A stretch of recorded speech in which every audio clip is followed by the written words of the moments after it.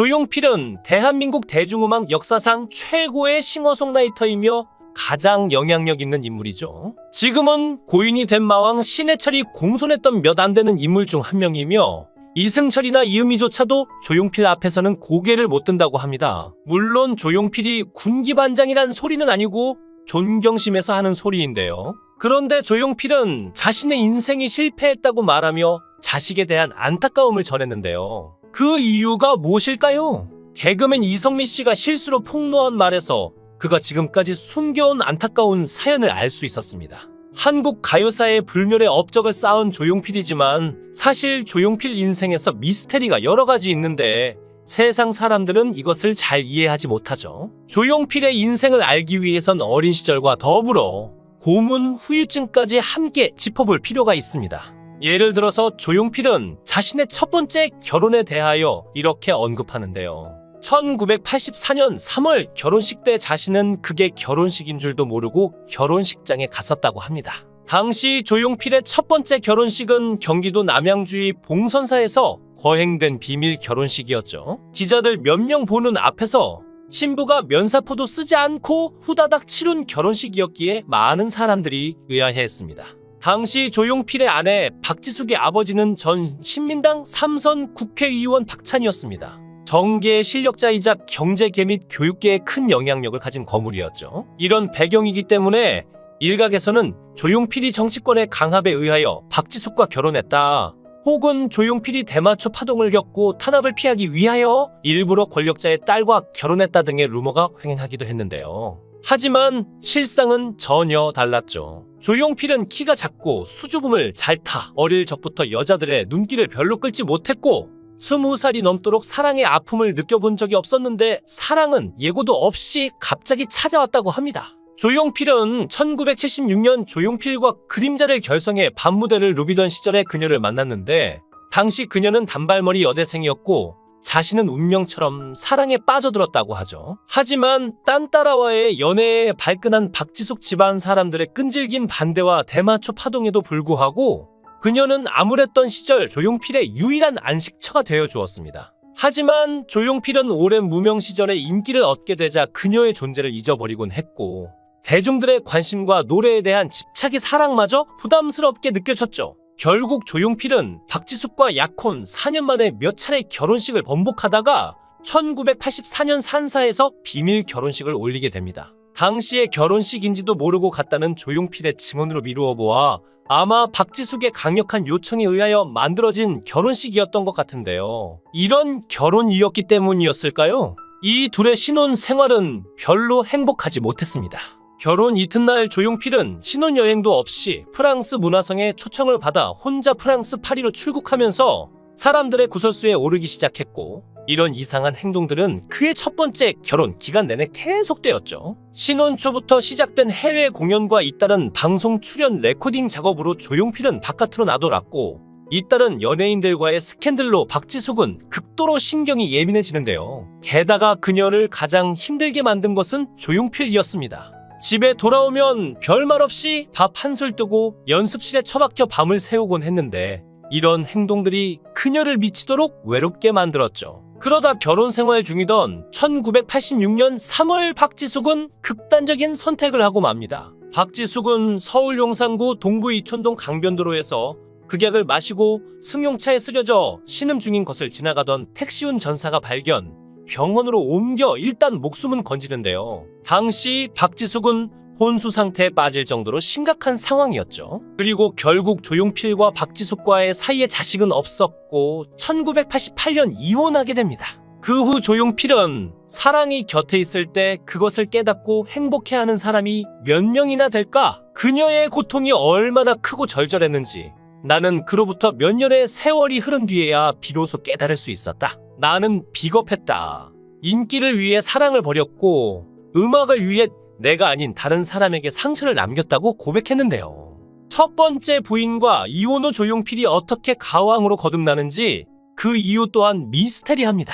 조용필은 데뷔곡 돌아와요 부산항해를 발표하고 인기를 얻다가 갑작스럽게 대마초 파동에 휘말리면서 은퇴를 하게 되죠. 일각에서는 이를 단순한 쇼로 치부하는데 그 실체적인 진실은 전혀 다릅니다. 사실 조용필을 이해하기 위해서는 오늘날의 시각으로 그를 바라보면 안 됩니다. 당시의 시대상과 더불어 조용필의 성격과 어린 시절 개인사를 완전히 이해할 필요가 있는데요. 조용필은 경기 화성에서 염전업을 하던 집안의 7남매 중 막내 아들로 태어났습니다. 아버지는 4대 독자로 고향 유지였던 할아버지의 재산을 고스란히 물려받아서 화성 최고의 부자였죠. 아버지는 큰형을 데리고 사냥 나가는 것을 좋아하셨는데 성격이 너무 완고하고 권위적이어서 자신과는 잘 맞지 않았다고 합니다. 아버지가 사냥을 나가면 조용필은 따라 나가지 않고 하모니카를 불고 기타를 치며 방 안에서 뒹굴었는데 그런 조용필을 보며 아버지는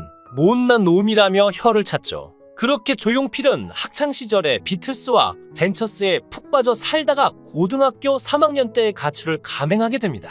음악에 대한 아버지의 반대가 워낙 심했기 때문이죠. 조용필은 처음 가출할 당시만 해도 평생 음악을 하리라고는 절대로 생각 못했고 자신은 비틀스 세대니까 그냥 하고 싶은 건 해야 했을 뿐이라고 말했는데요. 이후 조용필은 미팔군 클럽 무대에서 기타리스트로 활동하게 됩니다. 이 1968년부터 1975년 돌아와요 부산항해를 발표하기 전까지 조용필은 철저하게 무명 가수로 살아가게 되죠. 이 당시에 큰 사건으로 밴드의 보컬이 군대에 입대하는 바람에 기타리스트였던 조용필이 가수로 전향하게 되고 1975년 돌아와요 부산항해를 발표하여 큰 인기를 얻게 되는데 여기에는 숨겨진 사연이 있습니다. 조용필이 1975년 그의 첫 독집 앨범을 내던 당시에 구색 맞추기로 끼워 넣은 노래 한 곡이 대한민국 전역을 휩쓴 기이한 일이 벌어진 것인데요. 바로 돌아와요 부산항해였는데 당시까지 로커로 자부하고 있던 그는 트로트 한 곡으로 졸지에 스타가 된 것이었죠. 사실 당시 부산은 제1교포들의 고향 방문단이 대대적으로 입국하던 장소였고 이런 시대적인 상황 속에서 돌아와요 부산항해가 큰 인기를 끌게 된 것인데요. 하지만 불과 8, 9개월 후에 조용필은 대마초 파동에 휩쓸리게 됩니다. 그는 1975년 겨울 전역 무대 한 타임을 끝내고 나오다 사복 경찰들에게 끌려갑니다. 도착한 곳은 남산 마약반이었는데 거기서 무조건 마약쟁이 50명씩 불어야 했습니다. 주전자 고문도 치가 떨리지만 더 가혹했던 것은 붙들려가자마자 한 사람이 간신히 들어갈 수 있는 벽돌 사이로 밀어넣고는 무시무시한 강목으로 사정없이 찔러댔던 고문이었다고 합니다. 조용필은 거기에는 인간이 없었고 그렇게 당한 많은 음악인들이 좌절했고 한대수, 이장의 같은 사람은 아예 이 땅을 떠났다고 회상했는데요. 그렇다면 조용필이 정말로 죄를 지은 걸까요? 당시 흔하게 유통되던 대마초는 불법이 아니었을 뿐만 아니라 그나마도 조용필이 대마초를 피운 건 파동이 일어나기 훨씬 전의 일이었다고 합니다. 결국 조용필은 대마초 가수라는 공격을 받게 되고 1977년 자의반 타의반 은퇴하게 됩니다. 조용필은 견딜 수가 없었고 5월 4일 장충체육관에서 은퇴쇼를 가진 그날 밤새 술을 퍼마시면서 울었습니다. 이 정도라면 고문 후유증으로 스스로 방송 생활을 접었다고 볼 수 있겠는데요. 사실 당시 대마초는 입법 미비로 명백한 불법이 아니었지만 박정희 독재 정권은 자유분방한 예술인들을 길들이기 위하여 무자비하게 탄압을 했죠. 그런데 대마초 파동으로 가수의 길이 끊긴 조용필은 어떻게 했을까요? 시리에 빠져서 모든 것을 포기했을까요? 조용필은 전혀 다른 행동을 합니다. 오히려 음악에 더 깊숙이 빠져들었죠. 이때 조용필은 한오백년을 비롯한 우리 창을 만나게 되고 판소리를 접목한 그의 창법으로 당시까지 미성이었던 그의 목소리가 탁성으로 바뀌게 되는데요. 위기의 순간에 오히려 한 단계 더 발전하게 된 것이죠. 이후 조용필은 다시 밴드를 조직하여 밤무대 가수로 전전합니다. 방송 출연은 막혔기 때문에 어쩔 수가 없었죠. 조용필은 미친 듯이 음악에 몰두했고 새벽 4시 밤무대가 끝나면 5시부터 아침밥 먹을 때까지 연습을 했고 이후에 점심때까지 취침하고 일어나면 무대에 설 때까지 다시 연습을 강행했습니다. 밴드 중에 게으름을 피우는 멤버가 있으면 주먹질도 불사할 만큼 필사적으로 밴드를 이끌었죠. 확실히 이런 모습을 보면 조용필은 재능을 타고났을 뿐만 아니라 필사적인 노력에 의하여 그 재능이 만개했다는 평가가 맞는 것 같네요.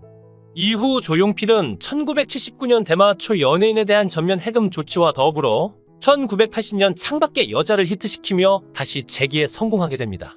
조용필은 독신 생활을 하다가 1993년 6월 미국 애틀란타 공연에서 친누나의 소개로 한때 로비스트로 활동했고, 결혼 당시에는 오퍼상을 운영하던 재미동포 사업가 안진현을 만나게 되는데요. 조용필은 안진현 씨와 결혼 결심을 굳히게 된 것은 그녀의 순종적인 태도 때문이었다고 합니다. 오랜 미국 생활에도 전혀 문화적인 이질감은 없었고, 오히려 한국에서만 산 여자들보다 더 가정적이라는 인상을 받았다고 하죠. 조용필은 약 8개월간의 열애 끝에 안진현과 1994년 3월 25일 결혼식을 올리게 되는데, 조용필처럼 안진현 역시 재혼이었습니다. 조용필은 아이가 없었는데, 이것은 조용필이 재혼하던 당시 나이가 벌써 45살이었고 아이가 생기지 않았죠. 밤으로 가는 쇼 방송에 출연한 조용필은 노래에서는 성공했지만 내 인생은 마이너스나 다름이 없다. 나에게 또 한 번 결혼할 기회가 생긴다면 아이를 가지고 싶다라고 말했는데요. 우연히 쇼핑하다가 아기 신발을 보고 너무 예뻐서 사다가 TV 장식장에 올려놓고 들여다본다라는 이야기까지 했습니다. 조용필은 두 번째 결혼에서도 아이가 생기지 않았고 결국 사별로 아내를 떠나보내게 됩니다. 원래 안진현은 약 3년 정도 심장 관련 질환을 앓아왔고 2002년에 미국 오하이오주 클리블랜드의 병원에서 두 번째 심장 수술을 받았는데 결국 이 심장 질환이 악화되어서 갑작스럽게 사망하게 된 것이죠. 조용필은 지난 세월을 돌이켜보면 우리는 부부지간이었지만 남들이 질투할 만큼 서로가 서로를 사랑했습니다. 모든 일을 서로 상의했고 나는 모든 것을 와이프에게 맡겼습니다. 아내를 처음 만났을 때부터 결혼 상대자라는 것을 서로 느꼈을 만큼 운명적인 만남이었어요. 아내는 나와 너무 잘 맞았어요. 내겐 아내 이상의 존재였고요라며 먼저 떠난 아내를 그리워했습니다. 2022년 11월 조용필은 4년 만에 콘서트로 돌아왔습니다. 팬데믹 이후 처음으로 열리는 조용필 단독 콘서트인 만큼 공연은 일찌감치 전성매진되었죠. 또한 9년 만에 신곡도 선보인다고 하는데요. 아직까지도 끊임없이 변화, 혁신을 추구하는 더 나은 차원으로 가려는 뮤지션으로서의 순수한 갈망이 엿보입니다. 그의 삶이 곧 음악이고 음악이 곧 조용필의 삶 그 자체를 할 수 있는데요. 그냥 한마디로 조용필은 한평생 음악에 미쳐있는 음악 중독자고 음악을 진정성 있게 대하는 뮤지션이었죠. 내년 말에 20집 정규 앨범을 발매한다고 하는데 조용필 씨의 활발한 활동을 응원하겠습니다. 영상을 끝까지 시청해 주시고 귀한 시간 내주셔서 대단히 감사합니다. 구독, 좋아요 꼭 부탁드립니다. 더 좋은 영상으로 보답하겠습니다. 권행